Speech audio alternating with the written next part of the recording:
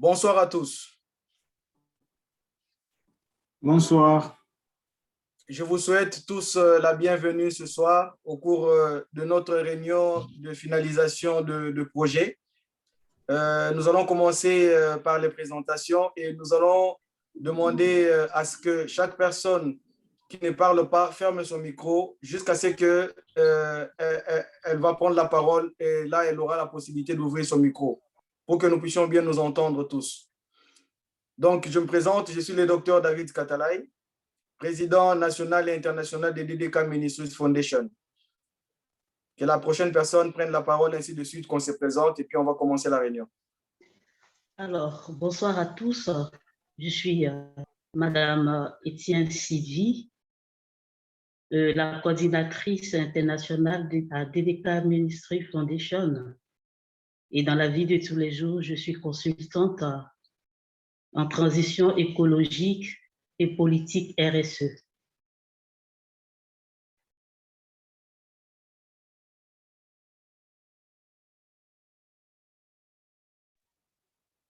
Alors, bonjour à tous. Je suis Raphaël Moussengezi. Je suis le secrétaire général de la DDK RDC. Dans la vie courante et professionnelle, je suis acteur de la société civile. Je suis en même temps membre de l'équipe d'intervention rapide dans le cadre de la réponse aux épidémies au niveau de la RDC. Merci.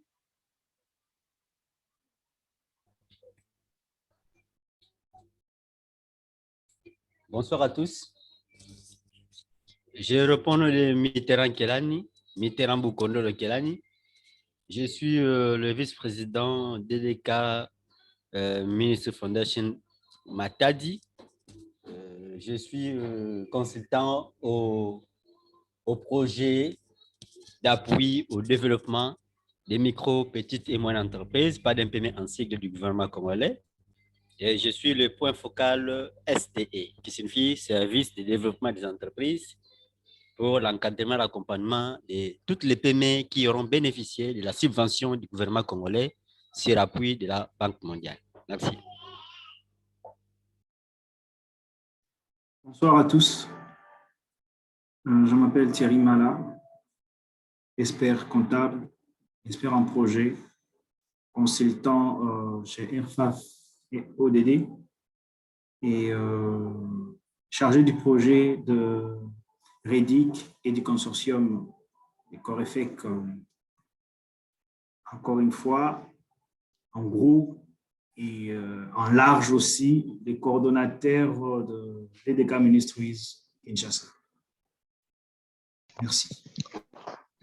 Bonsoir à tous, ça c'est Pierre Moutamboué qui vous salue depuis Kipushi, président sectoriel de DDK Lubumbashi Kipushi et président de la commission scientifique. Et je profite de cette occasion pour présenter les excuses de Madame Isabelle de Kolwezi.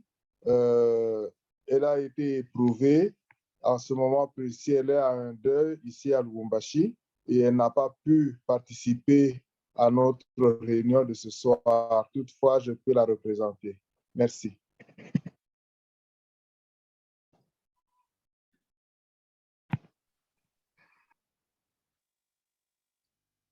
Ok, cela étant dit, nous transmettons toutes nos condoléances le plus attristées à la famille de Madame Isabelle et nous compatissons avec elle et nous prions que Dieu les aide à pouvoir gérer cette situation douloureuse.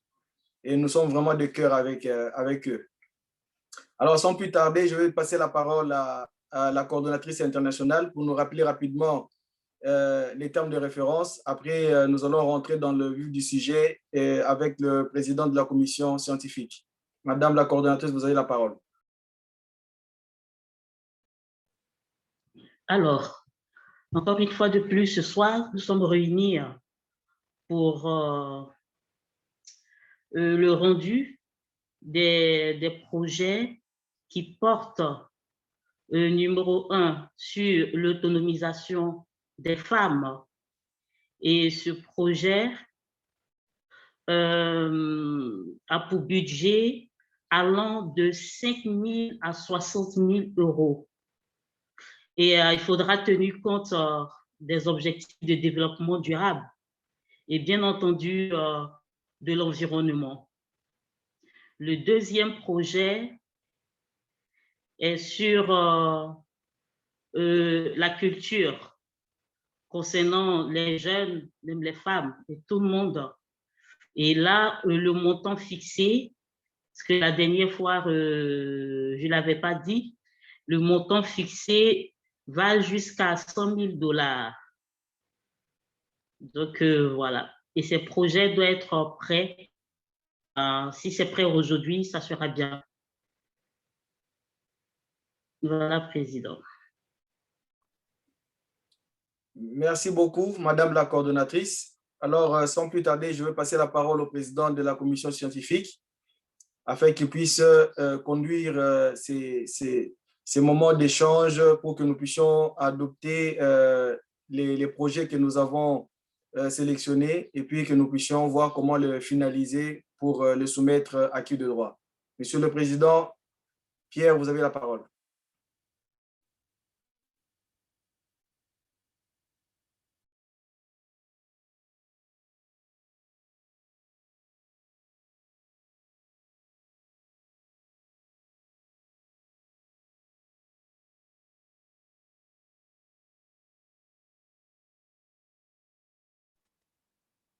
Est-ce que M. Pierre, président du comité scientifique, est là? Vous avez la parole, M. Pierre. Excusez-moi, docteur, j'ai été emporté par l'enthousiasme et j'ai oublié d'ouvrir mon micro. Je disais que en ce qui concerne les projets qui devaient être soumis, nous avons le projet de Kolwezi de Madame Isabelle qui semble être en train de gagner du terrain parce que Matadi également a proposé de pouvoir adopter le même projet et de l'adapter à sa réalité. Donc, je suis en train de finaliser la mouture du projet de Kolwezi qui consistait dans l'assainissement de la ville de Kolwezi et l'autonomisation des femmes et des enfants vulnérables, c'est-à-dire les enfants en rupture de liens familiaux. Les femmes ici, c'est essentiellement les veuves des militaires et des policiers et les autres veuves qui vivent dans la communauté et qui sont en situation difficile. Donc, ce même projet semble trouver un écho. Je venais de parler avec M. Mitterrand. Il trouve un écho auprès de Matadi qui veut l'adopter et l'adapter à sa réalité. Donc, une fois que la mouture est prête demain, je communique avec vous et avec Matadi pour qu'ils puissent travailler eux aussi et l'adapter à leur réalité de manière à ce qu'ils puissent dans le temps. J'ai travaillé également avec Lubumbashi Kipushi par rapport à leur projet qui consiste dans l'autonomisation des femmes et des jeunes vulnérables, des enfants vulnérables dans la province du Haut-Katanga à travers la formation dans les métiers et les métiers corporatifs, notamment par ce qui concerne les femmes et les jeunes filles mères, la formation en coupe et couture, la formation dans le domaine de la fabrication et la vulgarisation de l'utilisation des foyers améliorés. Ça, c'est dans le cadre de la lutte contre la destruction de la forêt à travers l'utilisation des braseros ordinaires qui nécessitent l'utilisation des braises. Et le troisième projet, c'est celui, ou sous-projet, c'est celui de la formation en informatique et en communication. Ça, ce sont les trois projets. Le projet avec ces trois sous-projets que Lubumbashi Kipushi a voulu présenter. Fabrice est en train d'essayer de se connecter pour nous faire l'économie de ce projet.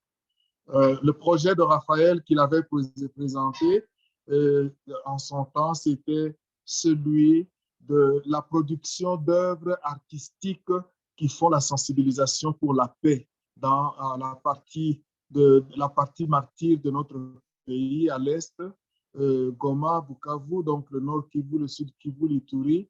Et il essaie de mobiliser les jeunes gens à Goma pour qu'ils puissent être capables de produire des œuvres d'art. Ces œuvres d'art seront certainement vendues et produiront un revenu qui pourra permettre également l'autofinancement de DDK au niveau de Goma et en même temps permettre de stabiliser la situation d'autonomisation de ces jeunes gens au niveau de son entité. Voilà les 4 projets, n'est-ce pas, que j'ai pu avoir à visiter et je demanderai éventuellement aux intervenants, à ceux qui ont initié ces projets, de nous faire l'économie de manière brève de ce qu'ils ont préparé et si cela peut être, s'ils peuvent les soumettre le plus vite possible, comme ça nous voyons particulièrement en termes de budgétisation qu'est-ce qui peut être fait et qu'est-ce qui peut être adopté. J'ajouterai pour ma part que je trouve que le projet de Mme Isabelle, qui est adopté par Mme Anastasie Amatadi, ce projet vaut la peine d'être un projet national parce que toutes les grandes villes de notre pays connaissent le même problème, juste comme les grandes villes dans le monde entier, mais particulièrement chez nous en Afrique.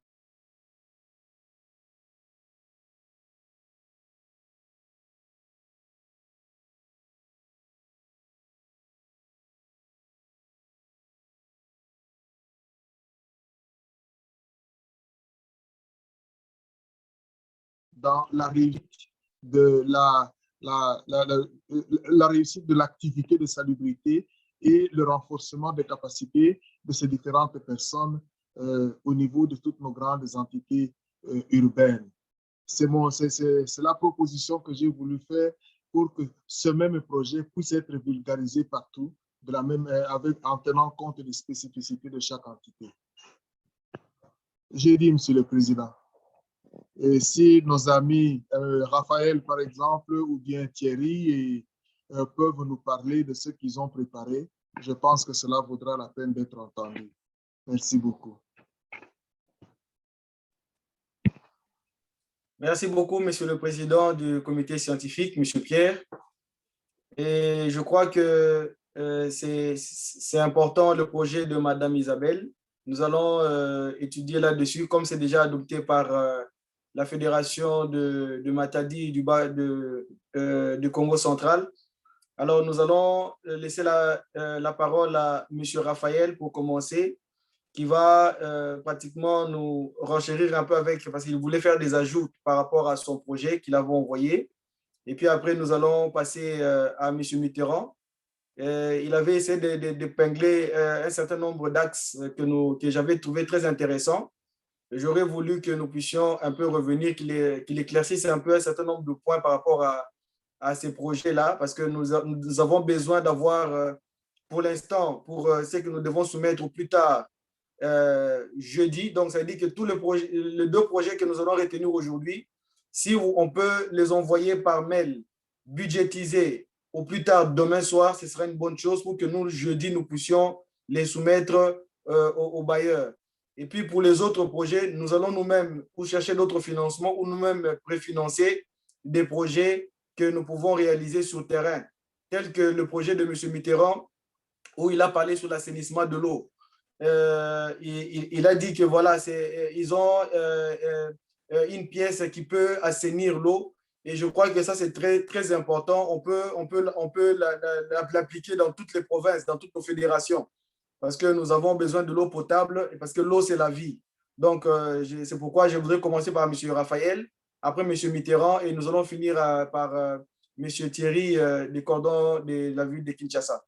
M. Raphaël, vous avez la parole.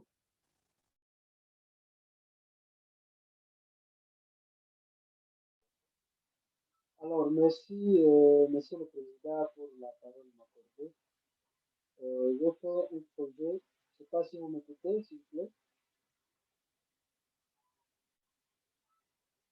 Allô? Vous m'écoutez, s'il vous plaît? Oui, Allô? oui, on vous écoute. Voilà. Je disais que je fais un projet dans le but de planifier des activités en rapport avec l'encadrement des jeunes à risque. Pour la province du Nord Kivu et celui de l'Ituri, on a un problème par rapport à l'encadrement des jeunes qui ont des initiatives mais qui n'ont pas d'appui pour renforcer leurs initiatives et le risque de mer puisqu'ils échouent. Ils échouent. Et là, ils se donnent dans des groupes de terrorisme, dans les groupes de banditisme au niveau de la ville et d'autres s'orientent dans les groupes armés puisque en ville, il y a des bandes de bandits et à l'intérieur, il y a les groupes armés.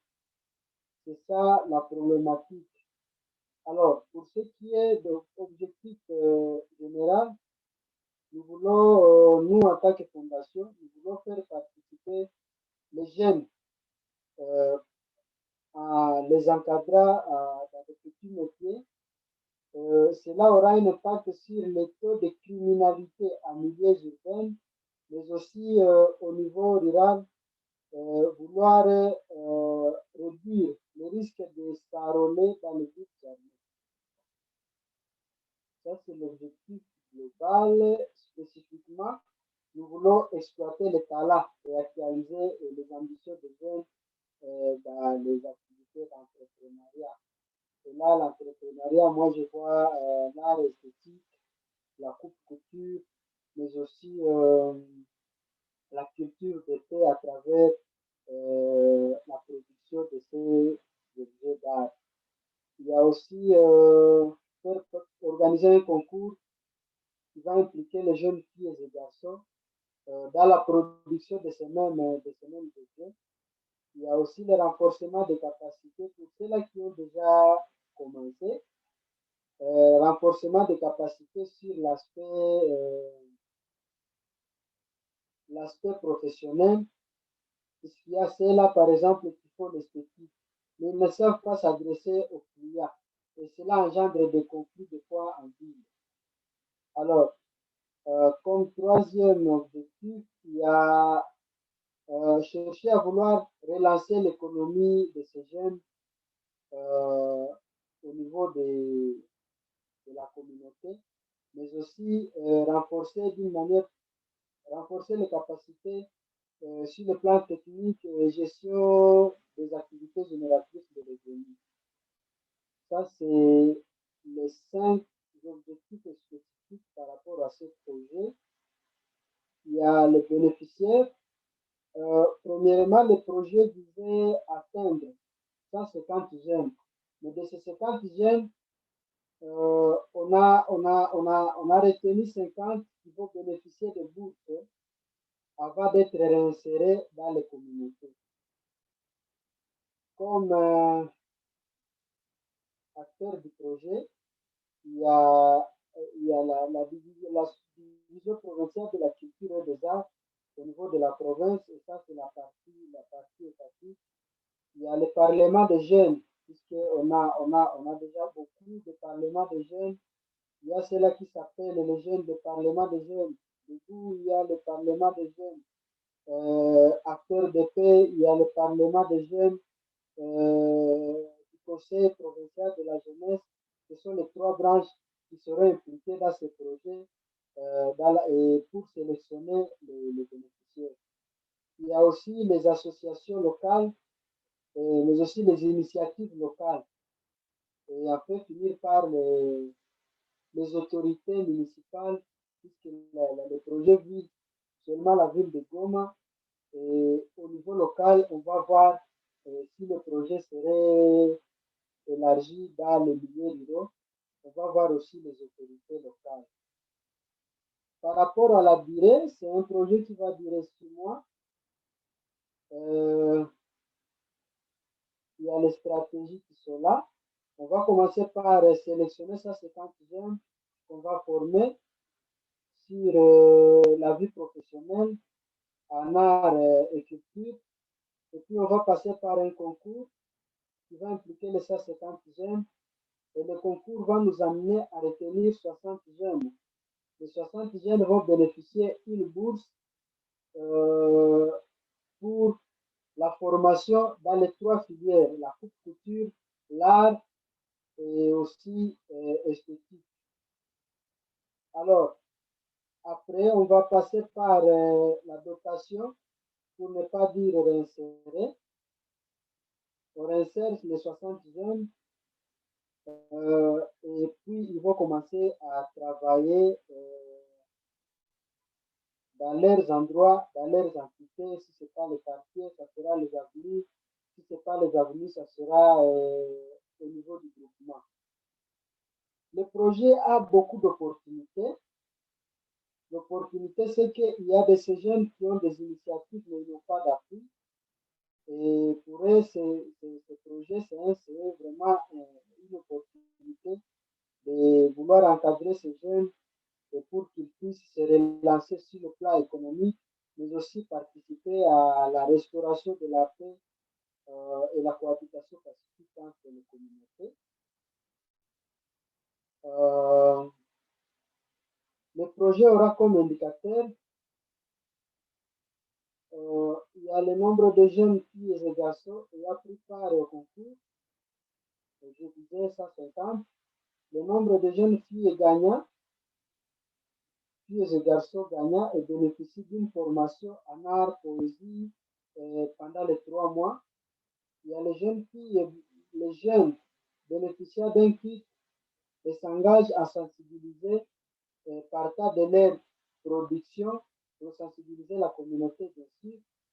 Il y a aussi le nombre de jeunes filles et garçons qui vont commencer à réaliser des activités génératrices de revenus après les avoir mis en place à travers les 3 filières là-bas, la couture, l'art et l'esthétique.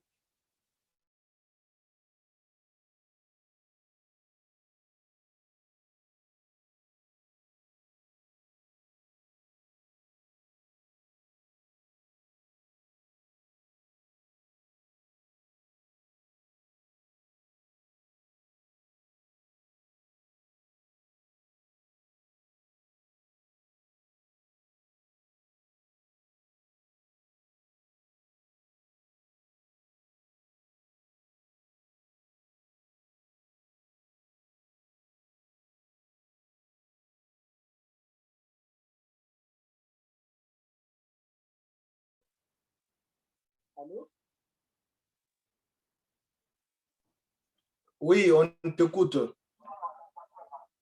Vous m'écoutez, s'il vous plaît? Oui, on t'écoute. Voilà. Je disais par rapport aux indicateurs là, il y a le nombre de jeunes qui vont bénéficier de la bourse et avant d'être réinsérés pour qu'ils bénéficient d'un bagage capable de faciliter la mise en place de ces activités au niveau de la communauté. Et je crois que c'est un peu ça le contenu, à part la faisabilité, mais aussi l'aspect ressources humaines qui faciliteront la mise en œuvre de ces activités. Voilà un peu. Merci beaucoup, Monsieur Raphaël. Donc, nous allons vous demander de pouvoir envoyer ces projets écrits et budgétisés au président du comité scientifique et à nous-mêmes, afin que nous puissions finir le toilettage tout demain pour que nous puissions voir comment les soumettre aux bailleurs à partir de jeudi. Donc là, je passe la parole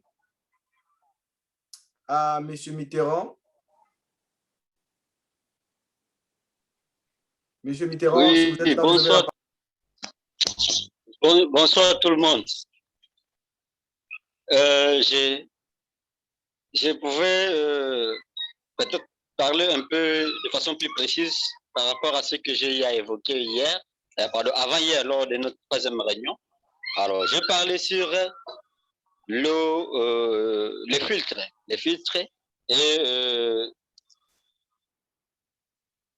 pour pouvoir assainir de l'eau. Alors, par rapport à une étude qui avait été menée, comme je disais qu'il y avait une PME ici que je suis allé enquêter et je l'encadre, il a au moins ce monopole de pouvoir distribuer les dispositifs qu'on appelle filtres à eau à travers l'Afrique. Donc, il a trouvé grâce d'avoir les partenaires qui le fournissent. Ça provient, je crois, de la Turquie, que lui a réussi cette offre-là. Là, ici, il est en train de le vendre à ceux-là qui ont la possibilité de pouvoir l'acheter. Alors, si on pense donner de l'eau potable à des familles démunies, par exemple, pour la ville de Matadi, il y a des endroits où l'eau coule difficilement, ou sinon, il y a des endroits où l'eau peut couler, mais qui n'est pas de très bonne qualité. Si on veut contribuer de pouvoir leur donner de l'eau, il sera question de pouvoir élaborer un petit projet, ou sinon un projet, qui pourra au moins prendre en compte les besoins.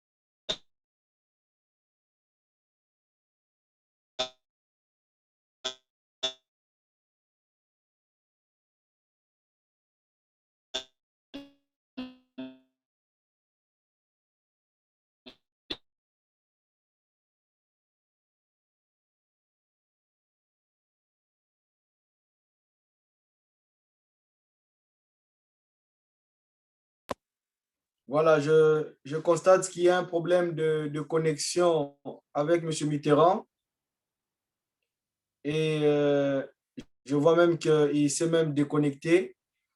Alors, si tel est le cas, je veux passer la parole en attendant à M. le coordonnateur de la ville de Kinshasa. Non, M. Mitterrand, il vient de revenir. Donc, il y a si un vous petit êtes là, problème de M. connexion. Mitterrand, Oui, je suis là, allez-y. il y a un petit problème de communication. Donc, je termine pour dire que si on ciblait ce genre de maisons dans des quartiers où le milieu est reculé, où il y a une parcelle qui donne de l'eau à une grande partie des autres maisons qui se trouvent dans son environnement, des robinets comme ça, on peut placer ce genre de filtres pour pouvoir donner de l'eau potable à cette population. Alors, par rapport aux milieux ruraux, il y a un système de forage que nous faisons parce qu'il y a la plupart des cas, le paysan ou sinon les gens vivant dans ce genre d'endroit vont puiser de l'eau dans quelques sources, mais qui ne facilitent pas cette possibilité-là de pouvoir servir plusieurs personnes à la fois, ou sinon il y a des endroits où il faut franchir une longue distance pour pouvoir avoir de l'eau potable. C'est comme cela que nous pouvons, à travers les systèmes de forage, on peut leur créer ce système-là, des petits robinets-là à base de forage, parce qu'ici à Matadi, il y a une structure qu'on appelle APOVEMAC, qui est partenaire de l'UNICEF, qui a travaillé avec l'UNICEF dans le cas des villages assainis pour pouvoir donner de l'eau potable aux villageois. Mais ce n'est pas à une très grande partie. Il y a des endroits qui sont encore restés presque inexploités et qui n'en ont pas encore bénéficié. Et dans le cadre de notre projet, on peut penser à ce genre de milliers pour pouvoir leur offrir de l'eau potable. Voilà de manière sommaire telle que je peux les donner, les présenter. Merci. Merci beaucoup, M. Mitterrand. Et ça, c'était un projet très intéressant. Et je crois qu'il serait avantageux que vous puissiez vous pencher sur ces projets et nous le faire par écrit et budgétiser. Même si l'UNICEF est en train de pouvoir déjà réaliser un certain nombre de forages dans quelques communes, je crois que personne aujourd'hui, la RDC, c'est un vaste continent et le besoin est encore énorme et personne n'a le monopole de ce qu'il est en train de faire aujourd'hui. C'est comme la fois dernière, j'étais en contact, en conférence quelque part à Paris avec le docteur Denis Mukwege qui a une grande renommée par rapport à cette capacité de pouvoir réparer les femmes. Mais dans mon intervention, je lui ai fait comprendre qu'au fait, il peut avoir à intervenir, à réparer les femmes, mais ce n'est pas toutes les femmes de la RDC. C'est juste les femmes de Sud Kivu, là où il est représenté. Et il ne peut pas prétendre avoir le monopole de faire ce travail-là à lui tout seul. Parce que les femmes en RDC, elles sont nombreuses et tout le monde a sa part là-dedans, et a sa part de responsabilité. Donc, nous devons mettre chacun de nous la main à la pâte pour que nous puissions essayer de pouvoir pratiquement assouplir un peu les conditions, améliorer les conditions de vie de ces personnes vulnérables, de ces femmes, de ces jeunes et de ces enfants. Donc, c'est un projet important. Si vous pouvez le mettre par écrit et nous le envoyer, et ce sera une très bonne chose. Et merci pour cet exposé. Je passe la parole au coordonnateur de Kinshasa, M. Thierry. Vous avez la parole. Bien entendu, Président, nous avons eu à travailler aussi dans les projets et merci pour la parole que vous nous donnez maintenant là pour exposer notre projet. Le projet que je fais est déjà fin prêt et comme Madame la coordonnatrice internationale le disait l'autre fois, par rapport au respect du Caneva, je crois bien que je l'ai respecté. D'ailleurs, je venais de l'envoyer tout de suite à Monsieur le Président scientifique. Donc, le projet, c'est la mise en place d'une unité de transformation et conservation de produits de pêche dans les normes internationales. Rapidement, vous allez comprendre que le projet que j'avais présenté la fois antérieure, je l'ai changé parce que vu les réalités sur les climats, et la transformation de déchets plastiques pouvait aussi créer d'autres désagréments. Étant donné que j'avais demandé le prix de la machine pour faire cette transformation-là, jusqu'à présent, les fournisseurs ne m'ont pas encore donné les prix, alors je n'avais pas pu budgétiser pour bien faire le projet. Alors, j'ai rapidement fait un autre projet en ce qui concerne la mise en place d'une unité de transformation et de conservation des produits de pêche. Donc, ce projet, en résumé, ce projet consiste à améliorer les conditions de travail des femmes mareyeuses et transformatrices de poissons sur le plan socio-économique, santé et éducation. Parce que vous allez comprendre qu'il y a 15 169 000 tonnes, donc 15 169 614 tonnes de pertes en poste de capture. Même à Mwanda, au niveau de Bichumbi, là-bas sur le lac Albert. Donc, en tout, là, c'est juste une fine partie par rapport aux échantillons donnés par la PNUD. Donc, tous ces poissons-là, une fois pêche terminée, ces poissons-là, la plupart n'arrivent pas au lieu de consommation. Alors, je vais rapidement faire un autre projet, et le projet que je viens de vous exposer tout de suite là, c'est ce projet-là qui consiste à avoir une unité de transformation. C'est un four FTT. Ce four-là consiste à sécher le poisson selon les normes internationales. Et avec ce four-là, étant donné que 80% des femmes sont dans le secteur de pêche artisanale, donc ça répond directement aux besoins de la femme, à l'éducation ainsi que au litre de à peu près 6 ODD qu'on va répondre directement à travers ce projet-là. C'est-à-dire, une fois créée cette unité de transformation, on n'aura plus à couper des arbres. Parce que vous savez, normalement, que quand on transforme le poisson en Équateur, que ce soit à Bichumbi, que ce soit à Mwanda, la plupart des cas, soit on utilise séchage au soleil ou on prend le bois pour sécher. Alors, avec cette unité de transformation, directement, on va répondre aux normes internationales parce qu'on n'aura plus à couper les arbres, mais on va utiliser d'autres méthodes pour sécher le poisson. Avec ces méthodes-là, seront utilisées dans notre four. Et le budget, déjà, comme c'est déjà budgétisé, le tout, ça nous prend 112 826 $. Dans ce budget-là, il y a et la formation et le frais de voyage, tout est budgétisé.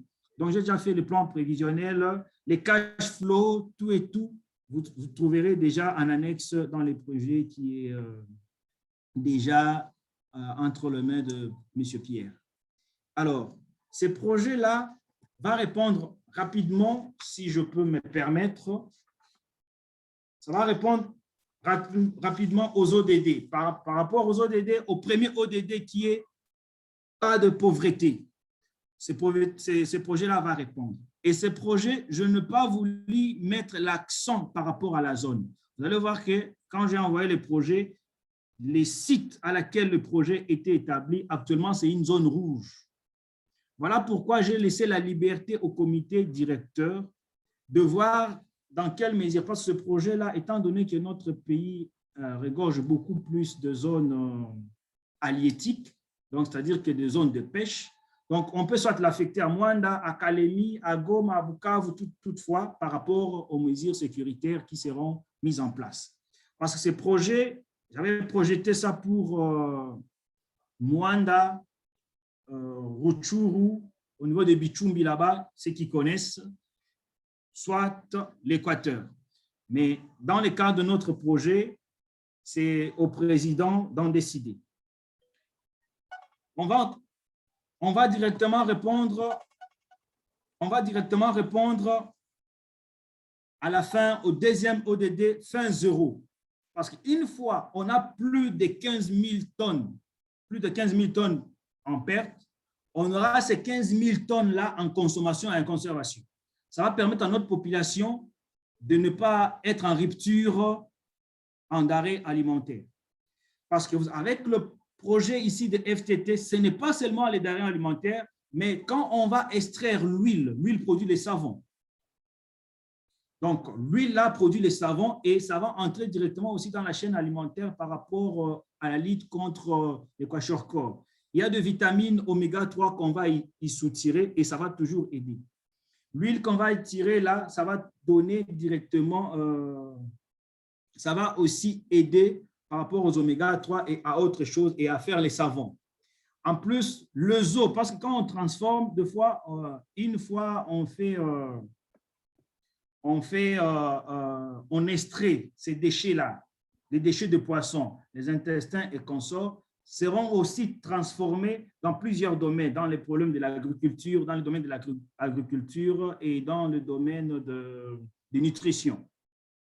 Voilà pourquoi j'ai voulu bien présenter ce projet parce que vous allez aussi comprendre que ce projet répond aussi aux ODD 3 qui est la bonne santé et le bien-être. Parce que quand on aura la bonne santé, ça va nous permettre aussi d'avoir une autonomie.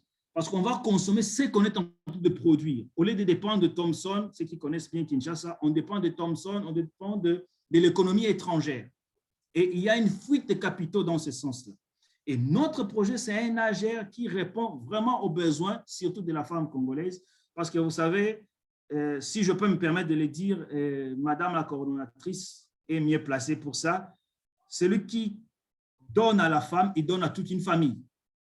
Parce que quand la femme a quelque chose, elle pense directement au sien, à tout le reste de la famille. Et dans ces projets ici, vous allez voir que les femmes mariées, ce sont eux, une fois la pêche terminée par les pêcheurs, ce sont eux qui s'occupent du reste, vente, distribution et consorts. Mais une fois mettre cette unité de transformation, on peut le mettre dans différents coins du pays et ça sera toujours rentable. Étant donné qu'on répond aussi directement aux ODD 5, donc égalité entre les sexes. Donc, ce n'est pas seulement que l'homme qui peut faire la pêche, et aussi la femme. Une fois l'homme fait la pêche, la femme aussi continue la continuité. Ça va donner aussi l'équilibre dans la lutte de l'égalité hommes et femmes. Aussi, ça va lutter aussi contre les inégalités réduites. Il n'y aura plus des inégalités entre hommes et femmes. Donc, les ODD 10 et ça va répondre aussi aux ODD 12. Donc, là, quand je parle des ODD 12, donc la consommation et la production responsable. Donc, on va commencer à consommer les poissons bien conservés et puis on va être responsable, c'est-à-dire en les transformant, on ne va pas utiliser des produits nuisible, donc le produit un peu toxique. Parce que vous savez, quand on sèche le poisson, le bois qu'on cherche, il y a d'autres bois qui sont un peu nocifs par rapport à la santé.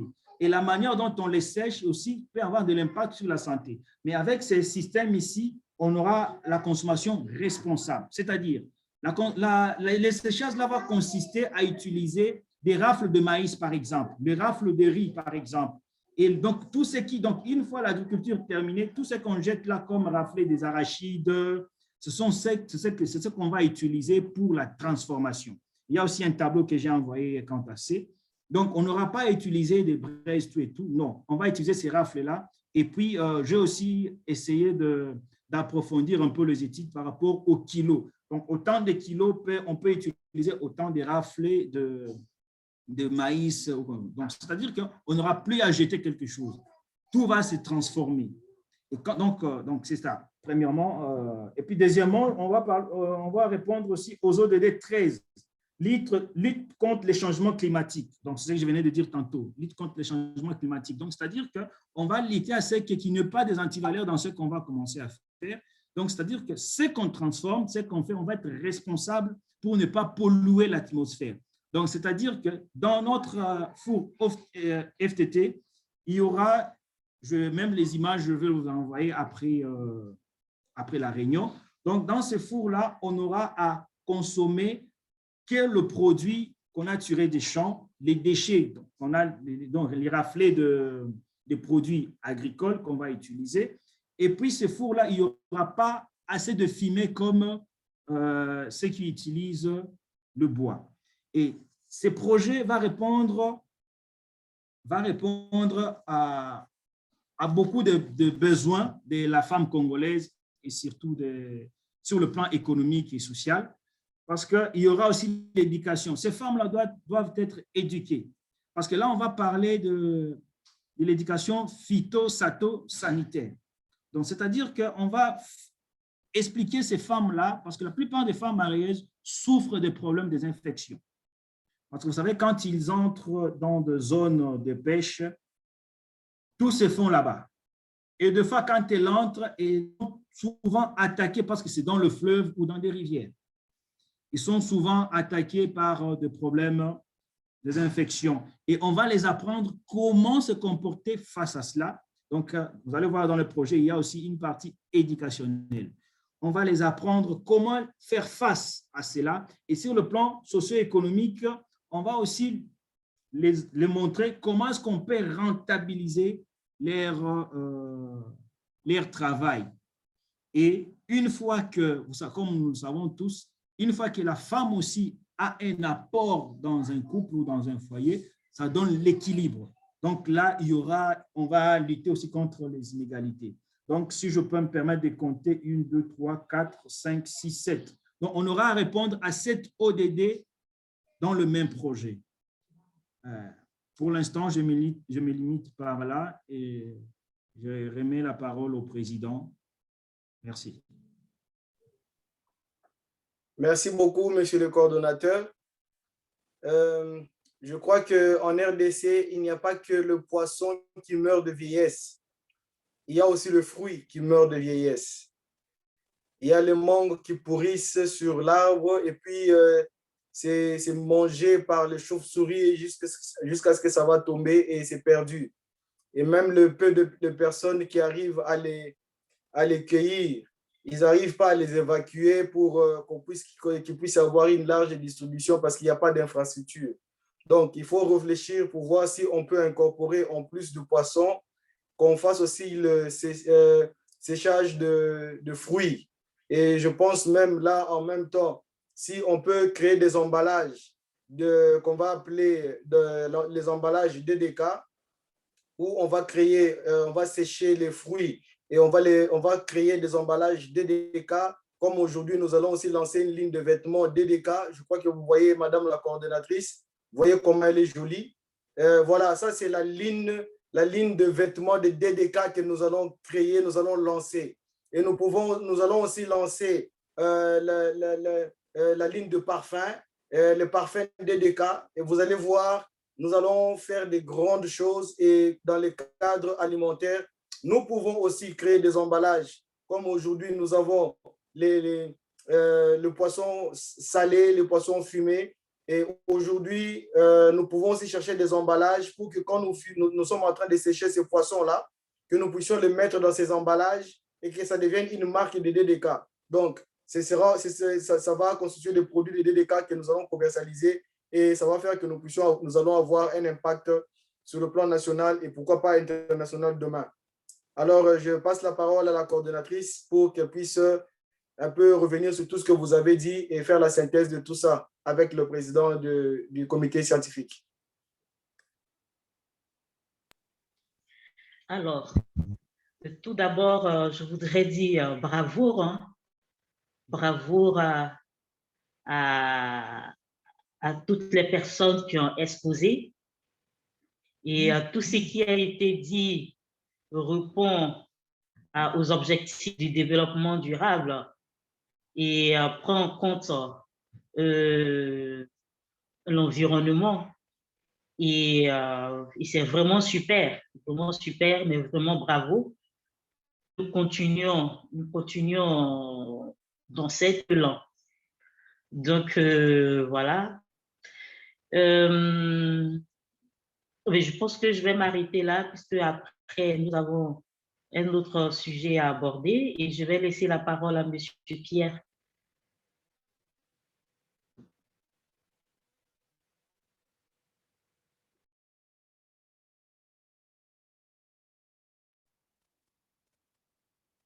Monsieur le président du comité scientifique, vous avez la parole.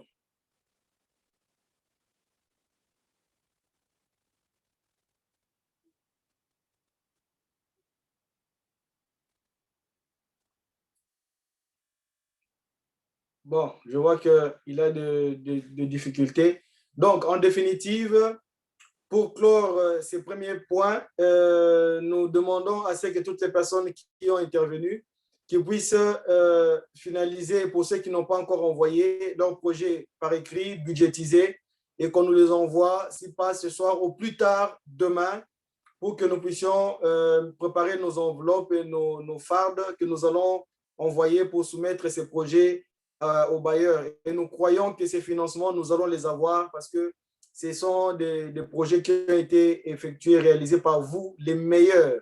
Vous êtes des experts, je crois en vous, j'ai confiance en vous et je sais qu'avec vous, nous allons soulever l'Afrique, nous allons soulever la RDC et nous allons impacter le monde. Je crois que je vous ai donné un petit briefing, un petit aperçu de ce que nous sommes en train de faire. Il y aura notre ligne de vêtements. Regardez comment elle est très jolie, notre coordonnatrice. Parce que ça, c'est notre ligne de vêtements DDK avec notre emblème. Nous allons avoir ça. Au lieu d'avoir les Ralph Lauren, vous allez avoir ce logo-là, le logo DDK. Et nous allons aussi avoir, sur le plan alimentaire, nous allons créer des emballages DDK où nous allons faire, quand nous allons sécher le poisson, on va le mettre, le conserver dans nos emballages pour que ça puisse nous permettre de les commercialiser sur le plan national et international. Et de la même manière, on va aussi sécher le fruit, les bananes, les mangues, la papaye et tous les autres. Ce sera séché et ça va permettre à ce que ça puisse durer plus longtemps et que nous puissions les acheminer où on peut les acheminer et aussi les exporter sur le plan international. Donc, nous pouvons réaliser des grandes choses pour DDK Ministry. Donc, nous attendons vos projets au plus tard ce soir et demain et que nous puissions déjà avoir ces premiers financements pour commencer à travailler. Alors, sans plus tarder, je vais passer la parole à Madame la coordonnatrice pour introduire le deuxième point. Alors, merci, Président. Très rapidement, pour le deuxième point, il est question de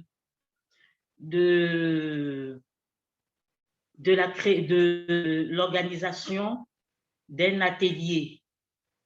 Un atelier, je pourrais dire, national sur le développement durable. Alors, cet atelier aura pour objectif de réunir toutes les parties prenantes, y compris les différents ministères relatifs au développement durable, et que ce soit le ministère de l'Environnement. Au sein du ministère de l'Environnement en RDC, nous avons la direction du développement durable qui aussi travaille efficacement dans ce domaine-là. Nous savons qu'aujourd'hui, nous tendons, je pourrais dire, où tout le monde est axé aujourd'hui sur la transition écologique et énergétique. Donc, presque toutes les économies sont en train de converger vers cette économie qui est sobre en carbone. Donc, une économie qui ne peut pas se dissocier, comment dirais-je, des populations et aussi de l'environnement. Donc, l'un n'est plus au découpage de ces éléments-là.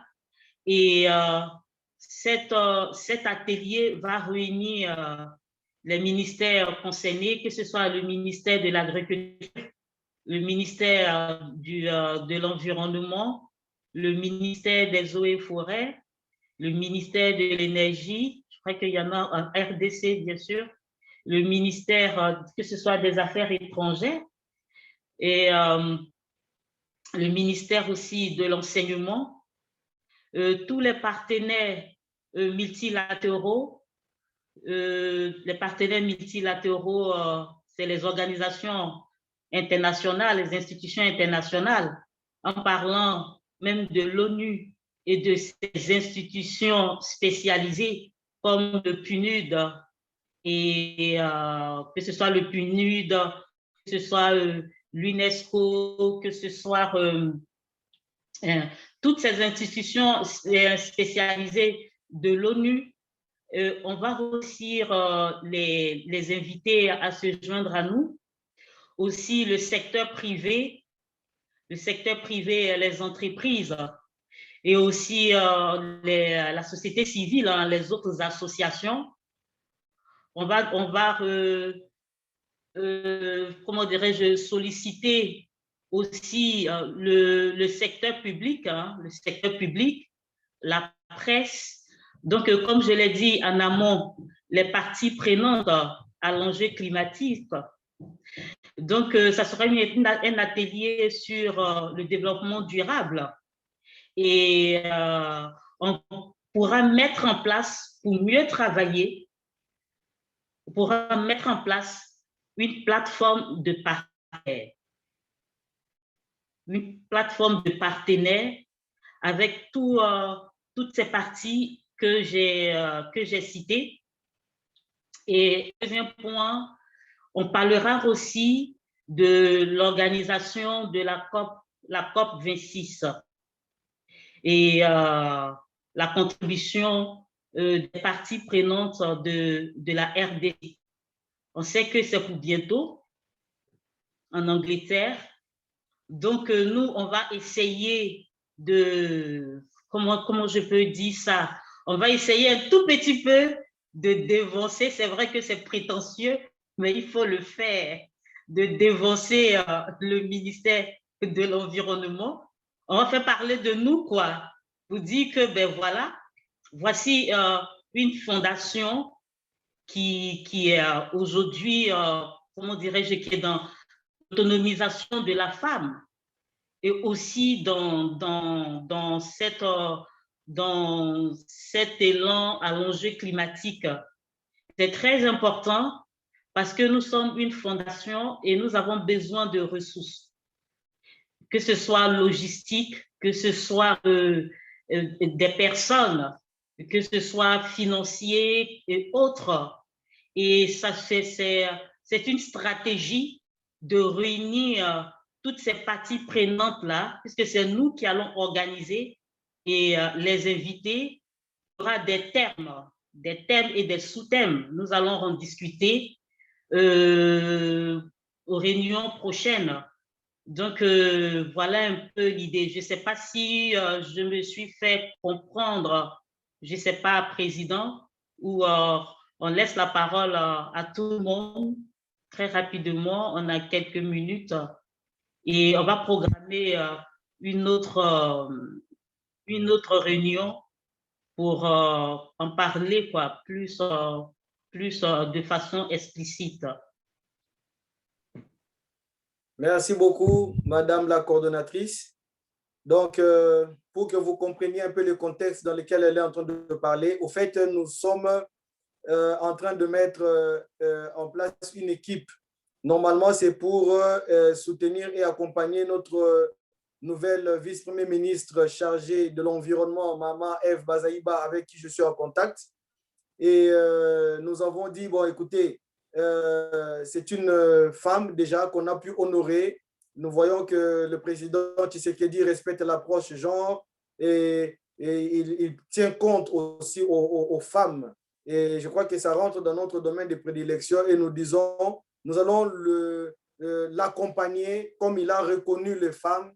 Alors nous allons accompagner ces femmes-là dans le cadre de leur mission, de leur ministère, afin qu'elles puissent être productives et que nous puissions avoir un rendement positif pour notre pays et pour notre planète.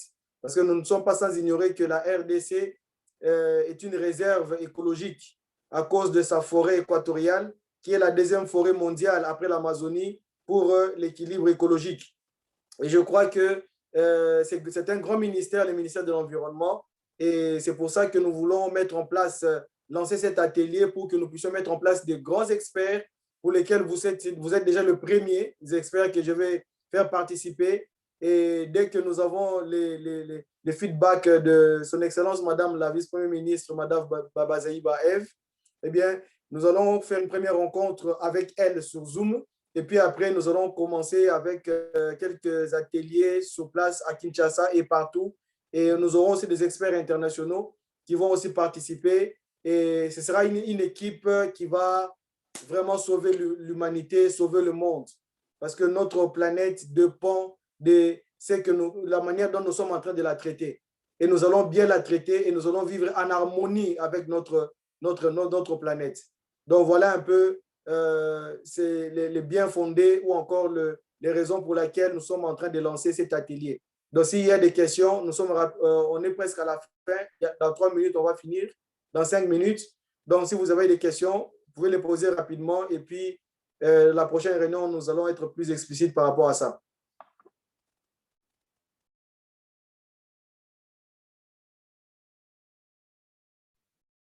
Oui, bien entendu. J'ai une question, une préoccupation par rapport à ça.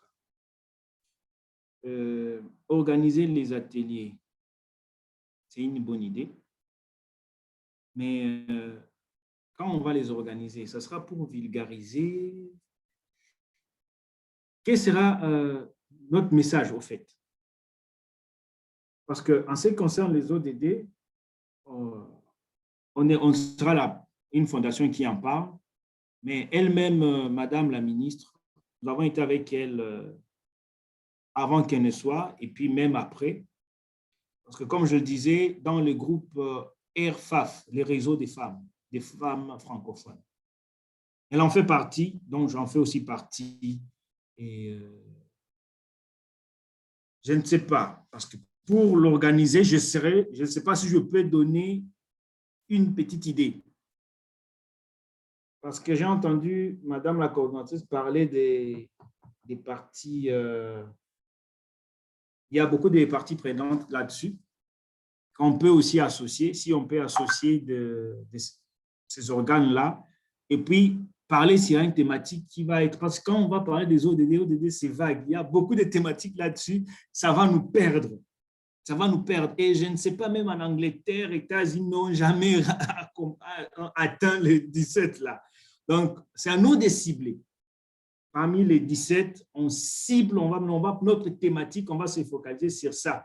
Et sur bas du thématique, on saura maintenant cibler les parties prenantes qui vont venir parler, qui vont partager les expériences par rapport aux ODD qu'ils ont pu atteindre. Parce qu'il y a beaucoup des associations actuellement qui en parlent. Beaucoup des organismes internationaux qui en parlent. Mais on a tous notre portion.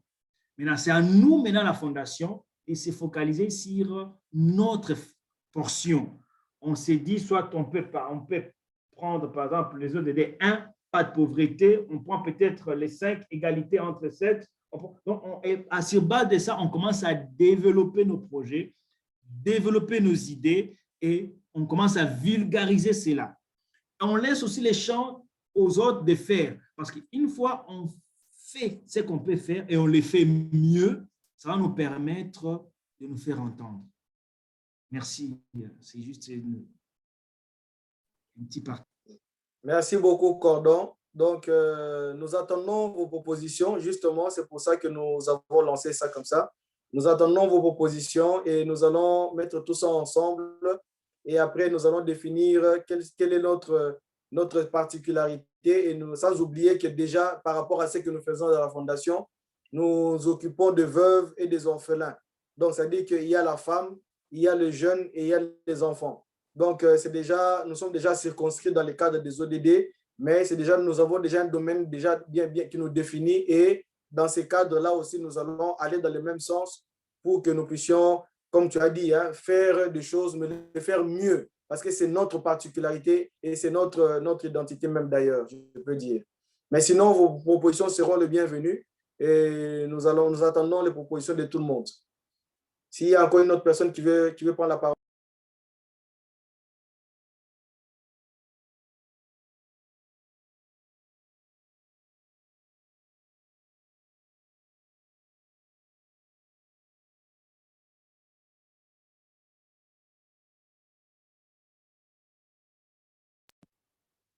Voilà, bon, s'il n'y a plus de questions, donc nous adoptons que nous allons nous lancer par rapport à cet atelier que nous allons organiser pour que nous puissions mettre en place un comité scientifique des experts internationaux et nationaux pour que nous puissions essayer de relever ces grands défis de la transition écologique et du développement durable.